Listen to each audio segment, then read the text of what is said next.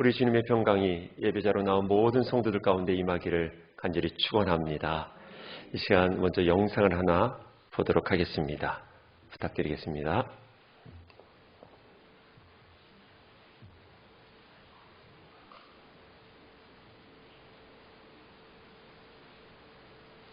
곧 나올 거니까 기다려 주십시오.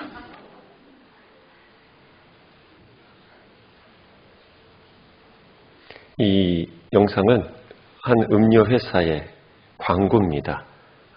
이걸 통해서 우리가 이번 추석을 어떻게 맞이했으면 좋겠는가 하는 부분을 나누고자 합니다. 따뜻한 영상이라 좀 식혀서 나올 겁니다.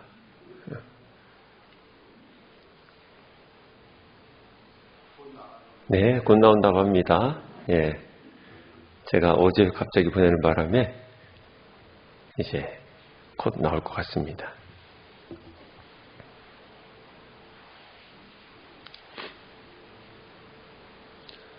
어려우면 괜찮습니까? 예. 이 충청도 광고라 좀 늦어요.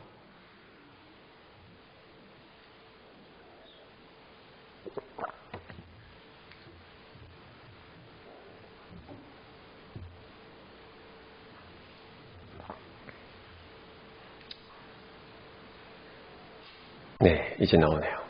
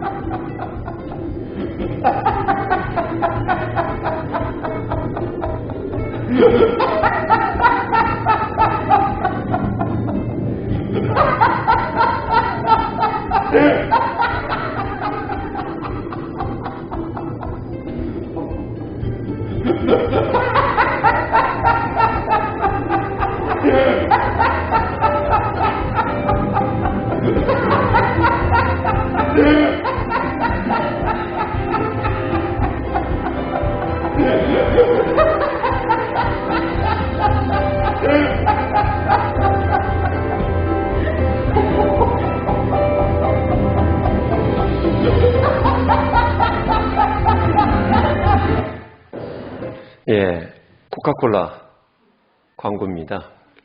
한 사람이 지하철 안에서 웃습니다. 그 웃음이 계속 바이러스처럼 전달되어서 지하철에 있는 모든 사람들이 다 같이 웃는 모습입니다. 요즘같이 웃을 날이 별로 없는 지금 이 시대 속에서 또 우리는 이제 명절을 맞이합니다. 우리 사랑하는 성도들이 여러분들이 거하는 그 삶의 자리에서 예수 때문에 작은 미소를 짓고 예수님 때문에 행복한 모습을 보여준다면 이번 명절날 만나는 우리 가족들과 또한 주변 사람들에게 어떤 행복을 또한 웃음을 기쁨을 전해주지 않을까 생각이 되어집니다.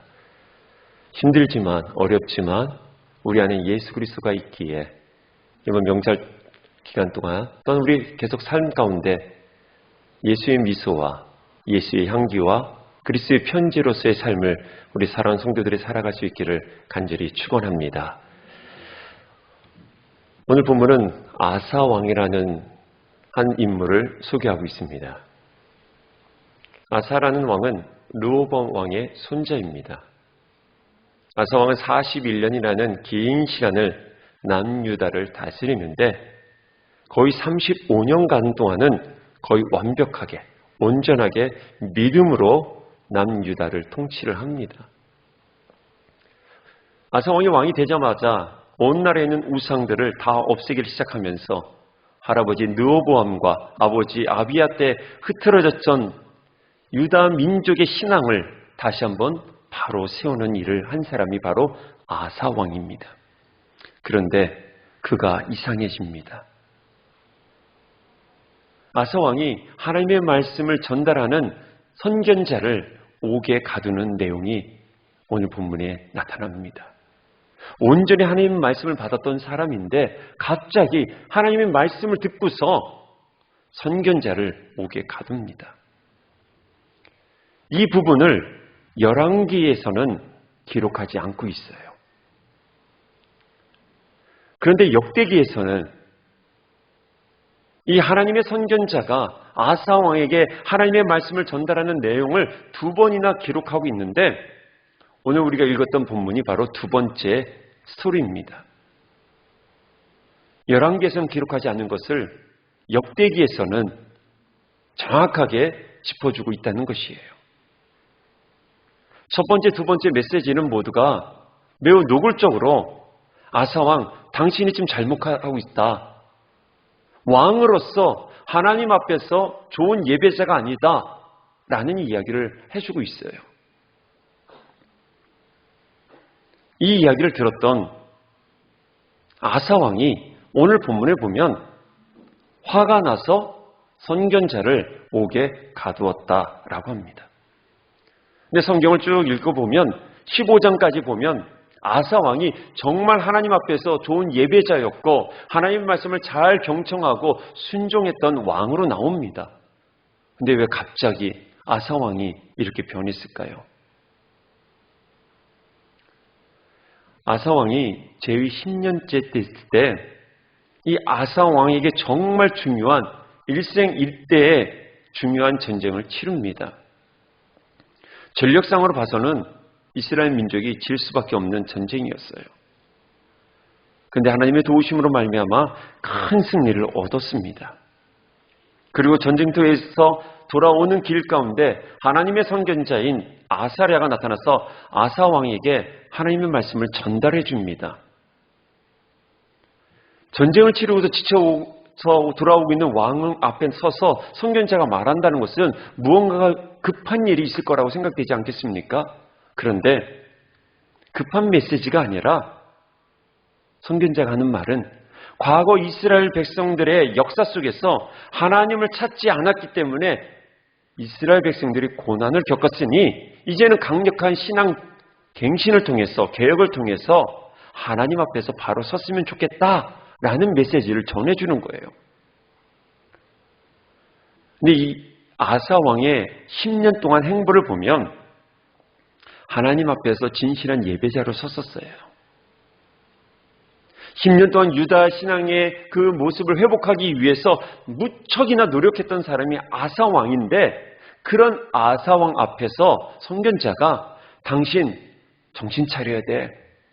똑바로 신앙생활해야 돼. 하나님의 뜻이 이것이니까 종교개혁이 있었으면 좋겠어. 라고 이야기를 할 때 왕의 입장으로서 기분이 어땠을까요? 이런 것과 같은 거예요.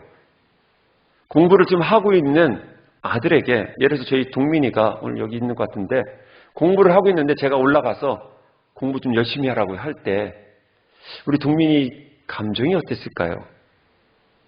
기분이 별로 안 좋을 거예요. 왜요? 지금 공부하고 있는데 더 열심히 하라고 하니까. 아사왕이 종교개혁을 하지 않은 것이 아니었거든요. 왕이 된 이후로부터 10년 동안도 꾸준히 이스라엘 땅에 남유다 땅에 하나님 즉 야훼 신앙을 세우려고 몸부림쳤던 왕이었었어요.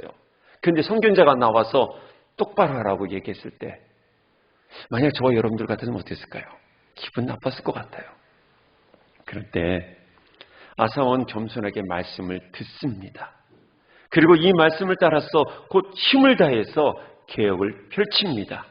온 나라의 우상을 없애고 하나님의 제단을 다시 쌓으면서 예배자로 나아가기 시작합니다. 더 나아가서 할머니가 만들었던 우상들을 다 무너뜨리고 할머니까지도 폐위를 시켜버립니다. 어떤 과정을 거쳐서인지 모르지만 아사왕은 성숙한 신앙의 모습을 보여주고 하나님 말씀에 순종했던 왕으로서 기록되어져 있어요. 그 결과 하나님께서는 말씀을 들은 이 아사 왕에게 35년까지 그러니까 10년부터 그러니까 25년까지 긴 세월 동안 유다 땅의 평화를 허락해 주십니다. 그리고 오늘 본문 아사 왕 36년째 때 일이 오늘 드디어 터지기 시작합니다.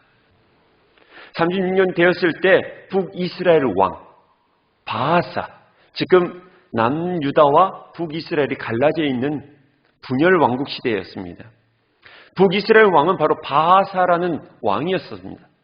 그가 이제 남유다로 계속 넘어가는 자기 백성들, 이스라엘 백성들을 막기 위해서 남유다 근처에다가 라마라는 성을 건축을 합니다.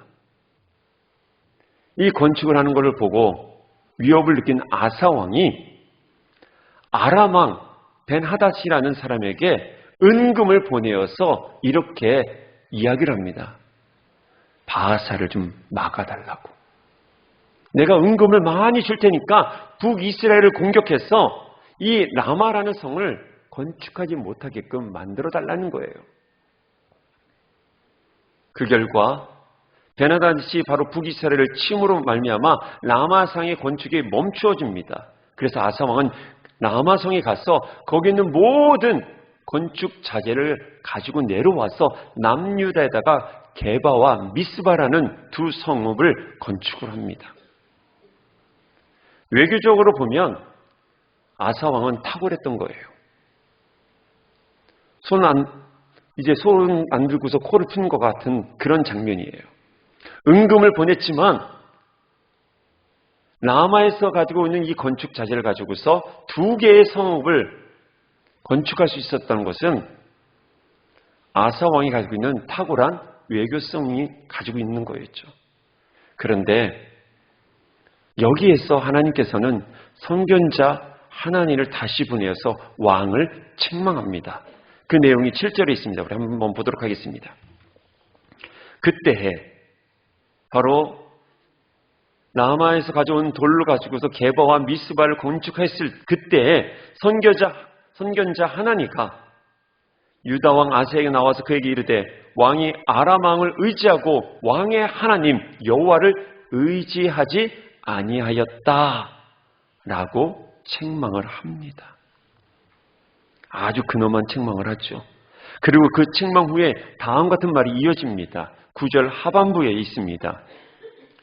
이 일은 왕이 망령 때에 행하였은즉 이후부터는 왕에게 전쟁이 있으리이다 라고 앞날의 어려움을 예언하고 있습니다. 그래도 여기까지는 괜찮습니다. 왜요? 제가 며칠 전에 밴드에다 이런 글을 썼죠. 우리는 흔들의자와 같다고. 예수 믿으면서 완벽하게 예수를 온전히 믿는 사람이 얼마나 되겠습니까? 사람이 어떻게 일평생 동안 단 한 번도 잘못을 하지 않고 흔들림 없이 하나님을 섬길 수 있겠습니까? 흔들리잖아요. 저도 흔들리고 여러분들도 흔들리잖아요. 흔들릴 수 있는 게 저와 여러분들이에요. 그러나 문제는 뭐냐? 하나님의 말씀을 통한 책망을 들었을 때 저와 여러분들이 어떻게 반응하냐는 거예요. 흔들리고 있는데 말씀이 내 안에 임했을 때 내가 어떻게 반응하냐가 신앙의 중요한 자세이거든요. 근데 오늘 10절에 이렇게 표현하고 있어요. 아사가 노하여 라는 표현을 하고 있어요. 하나님의 말씀을 들었어요. 흔들리는 아사 왕이 하나님의 말씀을 임했으니까 어떻게 해요? 회개하고 주님께 돌아가야 되는 게 정상인데 내가 잘못했습니다. 하나님께 다시 나아가 회개하겠습니다. 다윗처럼 죄를 뿌리고서 금식하며 침상을 적실 정도로 눈물 흘리면서 나아가야 되잖아요. 그런데 어떻게 하고 있습니까? 아사는 노하여라고 표현하고 있어요. 이 노하여라는 단어를 이 원어는 이렇게 표현하고 있어요. 아이크 아스라는 이제 히브리어인데요. 심장이 찢어질 만큼 큰 고통으로 경노하다라는 뜻을 가지고 있어요. 즉 선견자의 말씀을 들었을 때 회개하고 돌이키는 것이 아니라 화가 났다는 거예요. 내가 뭘 그렇게 잘못했다고? 내가 뭘 그렇게 잘못했다고 그런 말씀을 하십니까? 라고 하는 분노가 일어났다는 거예요. 그 결과 화가 난 아사 왕은 선견자를 감옥에 가둡니다. 그리고 더 나아가 백성들을 학대했다고 성경은 아주 명확하게 기록하고 있어요. 여러분들 하나님의 말씀을 들을 때 어떻게 반응하십니까? 흔들 의자에 앉아있는 저와 여러분들의 삶 가운데 말씀이 임했을 때 우리는 어떠한 반응을 하고 있으십니까? 혹시 하나님 말씀을 무시하거나 하나님 말씀을 안 들으려고 두 손으로 귀를 막고 있지는 않은지요? 때로는 우리가 이렇게 말하지 않습니까? 하나님, 제가 그래도 예배도 드리지 않습니까? 제가 그래도 직분자인데 왜 이렇게 하나님 다고치십니까? 라고 우리는 말하지 않는지요. 사랑하는 성도 여러분, 아사 왕이 15장에 보면은 더 듣기 거북한 이야기를 들었을 때도 순종을 했었어요. 근데 지금은 그렇게 앞에서 했던 권면과 책망보다도 좀 덜한 건데도 불구하고 왜 이렇게 못 받아들일까요? 그 차이는 오늘 제목과 같습니다. 듣는 사람과 못 듣는 사람의 차이인 것이에요. 아사왕은 원래 겸손하게 하나님 말씀을 잘 듣는 사람이었었어요.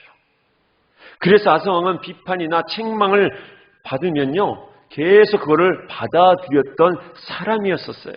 근데 지금은 어떻습니까? 비판과 책망, 권면을 전혀 못 듣는 사람이 되었다는 거예요. 우리의 신앙을 한번 점검해 보십시다.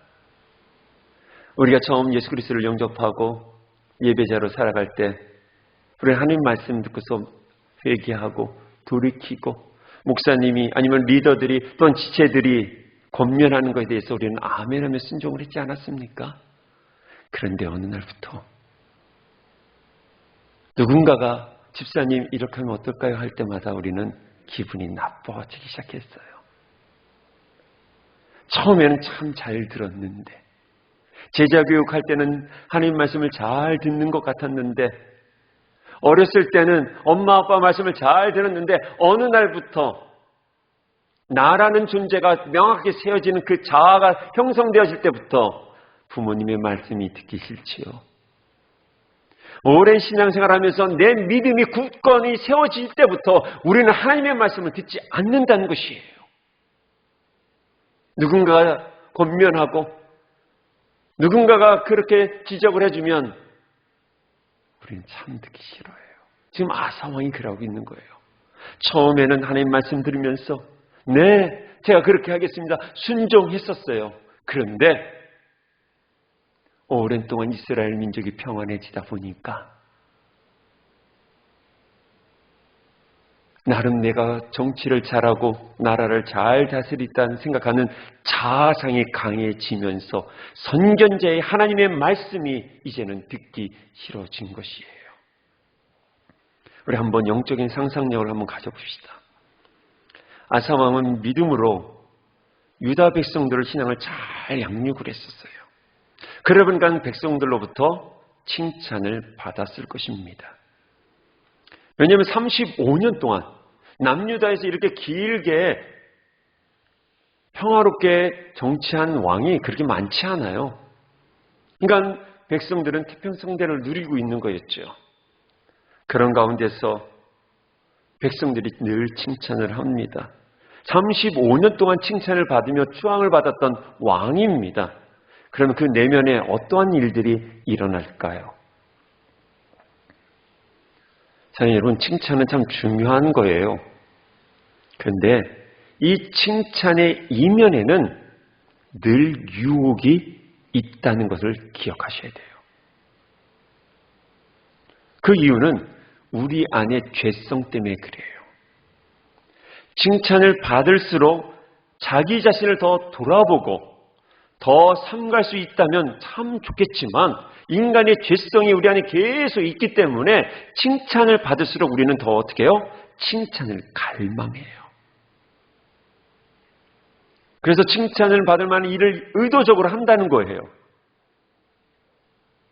자녀들이요, 칭찬을 해주면요, 그걸 기억을 합니다. 인지하기 때문에 아빠가 들어올 때, 엄마가 들어올 때 어떻게 해요? 칭찬받을 만한 일을 한다는 거예요. 이게 바로 인간이 가지고 있는 속성이에요.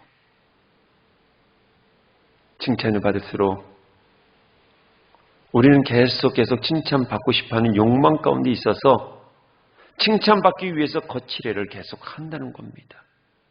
예전에는 전심으로 하나님 앞에 나와 기도를 했는데 이제는 기도하는 모습을 보여야 하니까 그래서 기도를 해요. 예전에는 온 힘을 다해서 예배의 자리에 나올 때마다 감격을 했는데 이제는 그 감격을 보여야 하니까 예배를 드리기 시작한다는 거예요. 이제는 우상을 보면 하나님의 질투심을 가지고 불같이 우리 마음속에 일어났는데 이제는 그렇지 않아요. 옛날에는 봉사를 기쁜 마음으로 했는데 어느 날부터 사람들의 시선이 내 눈에 거스리기 시작하는 거예요. 그때부터 인간은 칭찬의 오류에 빠지기 시작을 하는 거예요. 아사 왕이 35년 동안 태평성대를 누렸어요. 눈에 보이진 않지만 분명히 본질적인 변화가 조금씩 일어났을 것입니다. 아사 왕은 예전에는 하나님의 음성을 듣는 일에 더욱더 집중했지만 이제는 조금씩 자기의 생각과 능력으로 일을 처리해 나갔을 것입니다. 왜요? 내가 아무렇게 결정해도 나라가 평안해졌어요. 기도하지 않아도요, 특별한 문제가 일어나지를 않는 거예요. 하나님 앞에 온전히 맡기지 않았는데도 내 삶에 큰 일이 일어나지 않는 거예요. 우리도 그렇지 않습니까? 기도하지 않았어요. 그래서 내 생각대로 했는데도 형통합니다. 예배를 안 드렸는데도 내가 생각하고 판단하는 것으로 해봤는데 보니까 잘 돼요. 그럴수록 어디에 우리의 마음이 둘까요? 내 자신을 신뢰하기 시작해요. 자기 자신을 신뢰하는 사람들은요, 다른 사람들의 이야기를 잘 안 들어요. 자수성가한 분들이 다른 사람의 이야기를 잘 안 듣죠. 왜요? 아집이 있기 때문에 그래요. 왜요? 내가 해보니까 다 됐어요.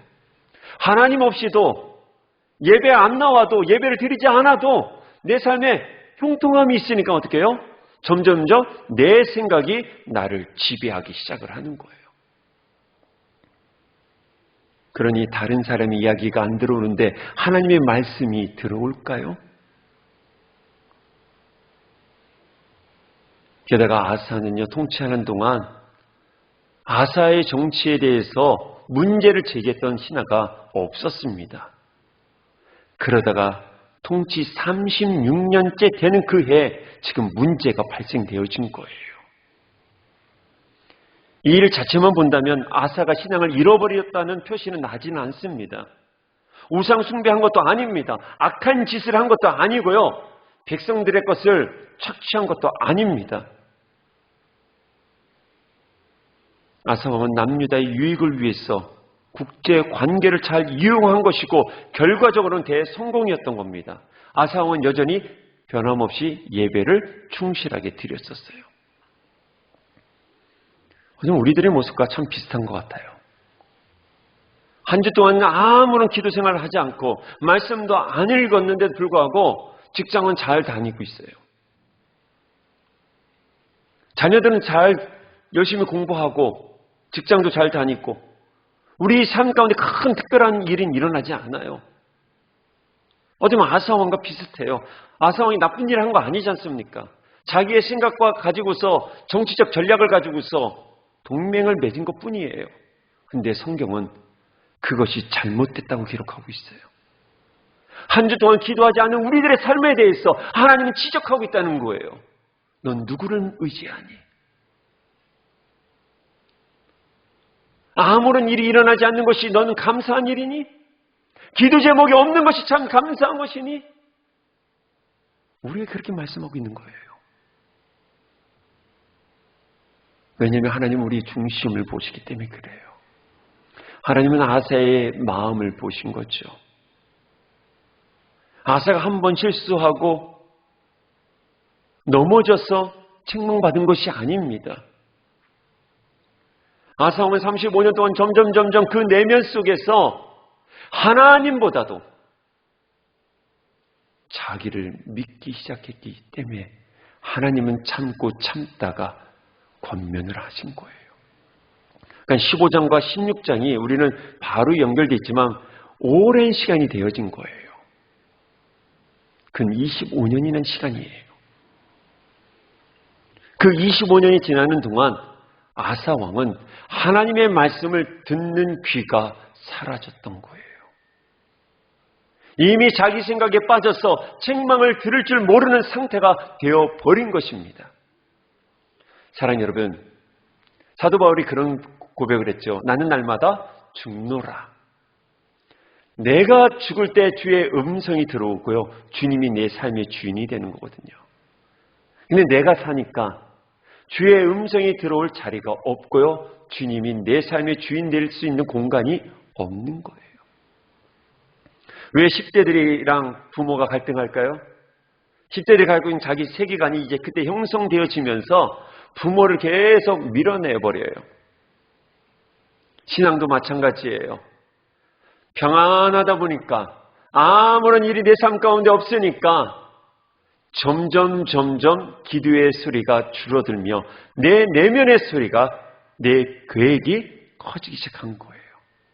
그러니 하나님의 말씀이 내 삶에 적용되어질 수 없는 거죠. 왜요? 하나님의 나라의 법칙은 너무 이 땅에 손해보는 게 너무 많아요. 누가 오리를 가자 하는데 십리 가라고 주님 말씀이 내 생각과 내 현실 속에서는 맞지가 않는 거죠. 그래서 누가 오리 가면 오리를 못 가는 거죠. 누가 겉옷을 달라 하면 속을 어떻게 줍니까? 내 생각에는 이것이 없어야지만 내가 11조를 하지 않아야지만 내 삶에서 평안함을 누리거든요.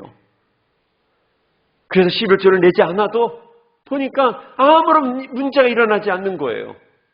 교회를 나오지 않아도 예배를 드리지 않고 하나님을 앙망하지 않아도 내 삶에 아무런 문제가 일어나지 않으니 내 삶의 주인이 내가 되어진 거예요. CCC 사형리를 보면 이런 그림이 있어요. 의자에 동그란 곳에 의자가 이렇게 있습니다. 그 가운데 의자 위에 예수님의 십자가가 있는 것과 그 의자에 내가 있는 그림이 나와 있어요. 예수 그리스도를 영접했지만 나의 삶의 주인을 예수 그리스도로 믿는 것과 나의 삶에서 예수님을 영접했지만 주인을 나로 여기는 것은 엄연한 차이가 나는 거예요. 아사 왕은 그랬던 거예요. 하나님을 열심히 예배했었어요. 하나님을 위해서 제사를 드렸어요. 수많은 양들을 하나님께 드렸었을 거예요. 그런데 중심에는 내가 아닌 내가 자리를 잡고 있었다는 거예요. 그러다 보니까 자기 틀이 확고해지기 시작합니다. 자기 프레임이 딱 세워지니까 다른 사람들의 프레임이나 그 틀이 들어올 수가 없는 거예요. 그래서 지금 아사 왕은 자기 중심 속에 있기에 하나님의 말씀을 들을 수가 없었던 거예요. 말씀 시작 전에 이런 말씀을 드렸습니다. 이 내용은 열왕기에는 나오지 않습니다. 열왕기에 아사 왕이 이야기할 때 이 스토리는 하나도 나오지 않아요. 근데 왜 역대기에서는 2번이나 기록을 하고 있을까요?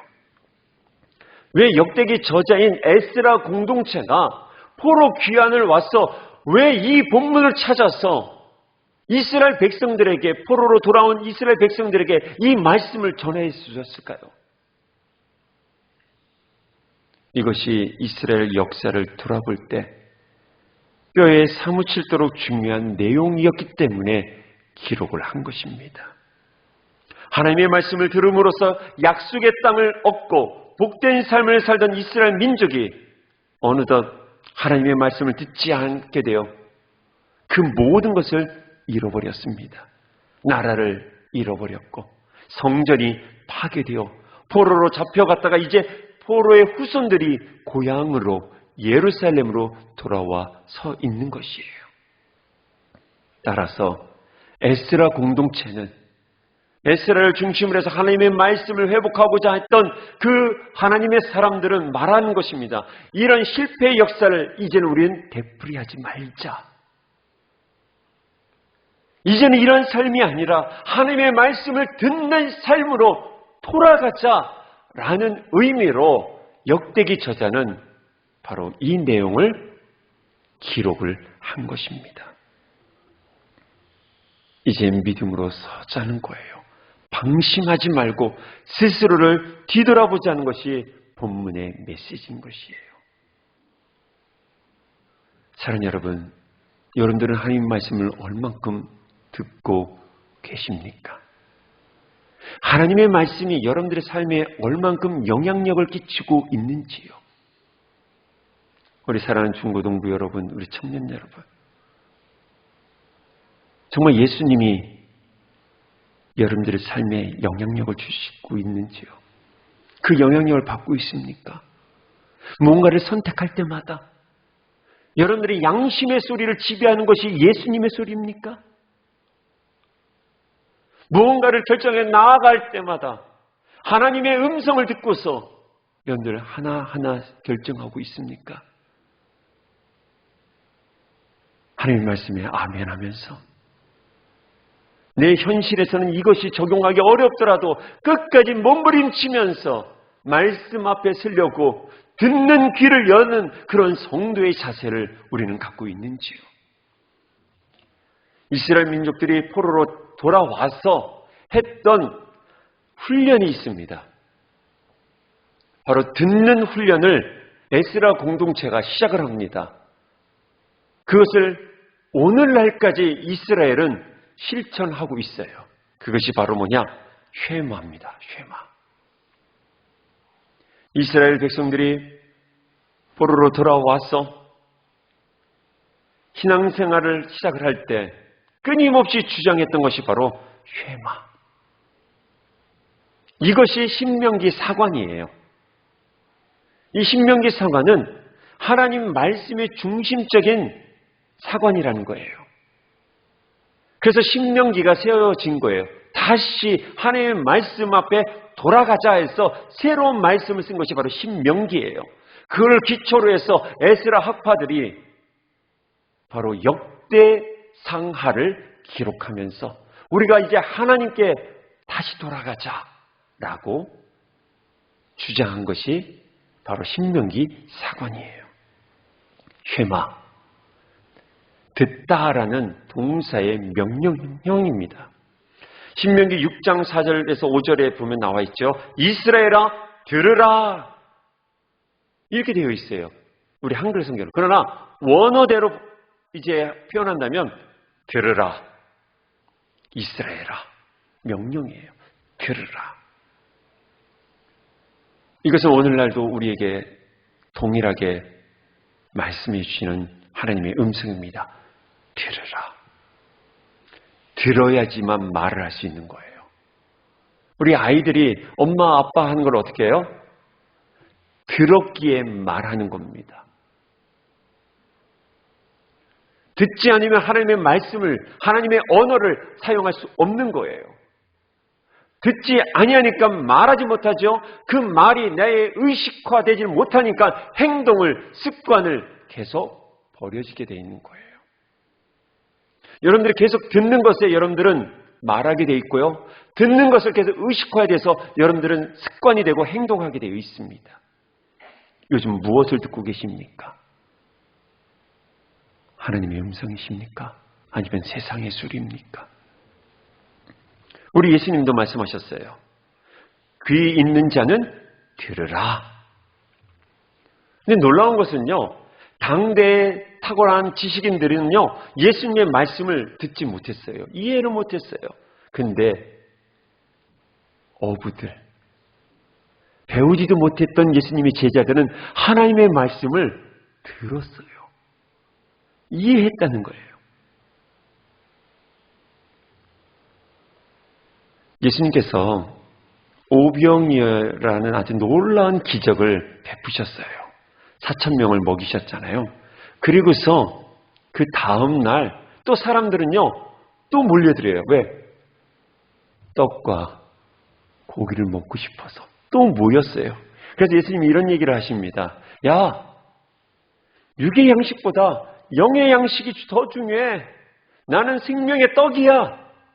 라고 이야기할 때 많은 사람들이 그걸 이해를 못합니다. 아니, 자기가 어떻게 생명의 떡? 예수의 몸을 먹으라고? 그렇게 받아들이기 시작한 거예요. 그래서 사람들이 어떻게 해요? 저거 정신 나간 인간 아니야? 하면서 다 떠나요. 그런데 놀라운 것은 예수님의 제자들은 영의 양식이 무엇인지를 알았던 거예요. 오병이의 기적을 통해서 하나님의 나라를 알았다는 거예요. 왜요? 듣는 귀가 열렸기 때문에 그래요. 예수님의 제자들이 똑똑한 사람이었습니까? 아니에요. 근데 예수님의 원뜻을, 그 마음을, 그 메시지의 그 진리를 제자들은 알고 무리들은 모르고 다 떠납니다. 왜 이렇게 사람들이 알아듣지 못했을까요? 바로 프레임입니다. 틀이에요, 틀. 교회를 나와도 내 틀을 가지고 있으면 하나님의 음성을 듣지 못해요. 예수를 믿는다는 것은 내 틀을 완전히 박살내는 거예요.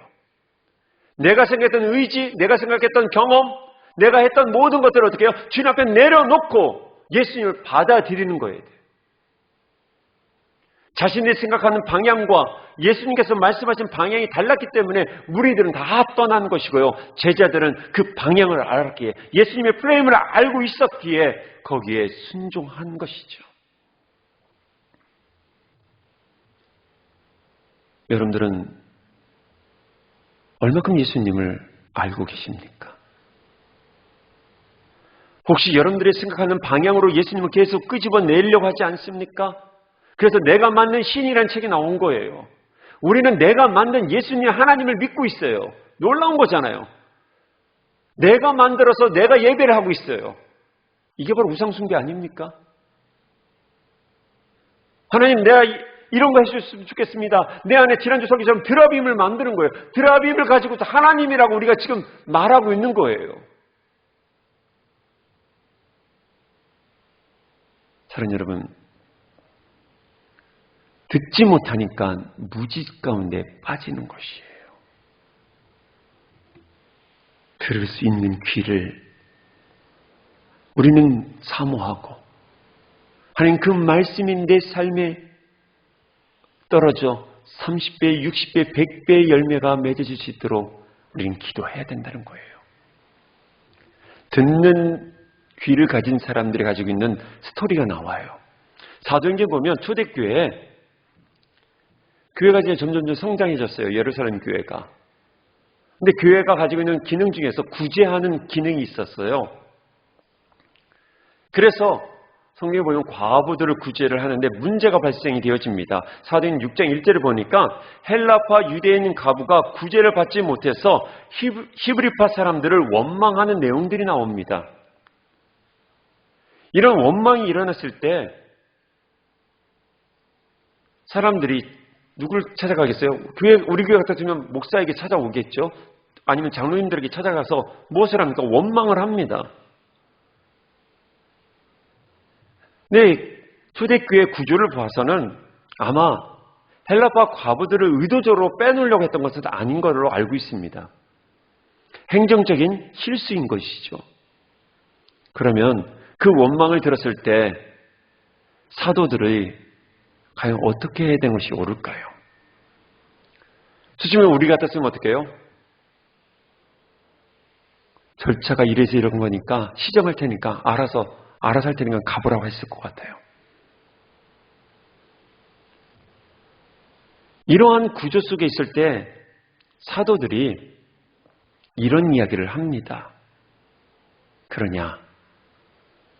우리가 잘못했다라고 인정을 해요. 인정을 했다는 건 뭡니까? 들었다는 거예요. 교회가 커졌으면서 그에 맞는 시스템을 갖추지 못한 것에 대해서 자기들의 잘못을 인정을 하고 있어요. 그러면서 하는 이야기가 뭐냐면 우리가 이제는 실수하지 않도록 충실한 사람들 7명 7집사를 세우겠다. 조직 개편을 단행을 합니다. 이게 건강한 교회의 모습이에요. 우리 교회도 분명히 이제 앞으로 점점 교회가 커져가면서 행정적인 오류와 실수가 일어날 것입니다. 또한 젊은 세대들이 이렇게 했으면 좋겠다라고 요구할 것입니다. 그때 우리 리더들은 어떻게 해야 될까요? 그때 우리들은 우리의 잘못을 인정할 수 있어야 된다고 봅니다. 그리고 그들의 소리를 귀 기울여서 어떻게 하면 하나님 앞에서 거룩하고 건강한 공동체를 만들까에 대해서 우리는 기도하며 연구를 해야 되는 것이죠. 이러한 것을 초대교회가 행합니다. 그래서 사도행전 6장 7절을 보면 어떻게 성경이 기록하냐면 하나님의 말씀이 점점 왕성하여 예루살렘에 있는 제자의 수가 더 힘이 많아졌다라고 기록하고 있어요. 사도들이 자기들의 잘못을 인정을 하니까, 목사가 인정을 하고 장로님들이 인정하고 권사님들이 인정하니까, 안수집사님들이 나의 잘못을 인정하니까 어떻게 돼요? 하나님의 은혜가 더 채워지기 시작했다는 거예요. 사실 복음서를 잘 보면 예수님의 제자들은요, 칭찬보다는 책망을 더 많이 받았던 사람들이에요. 제자들을 향해서 예수님이 뭐라고 표현했습니까? 믿음이 적은 자들아 그랬어요. 기분 나쁘지 않을까요? 베드로에게는 뭐라고 표현했습니까? 사탄아, 이 마귀 새끼야, 그런 얘기를 한 거예요. 기분 나쁘지 않겠습니까? 만약에 제가 여러분들이 뭔가 실수를 했을 때 믿음이 적은 우리 권사님이라고 해봐요. 여러분들 다 다른 교회 갔을 것 같아요.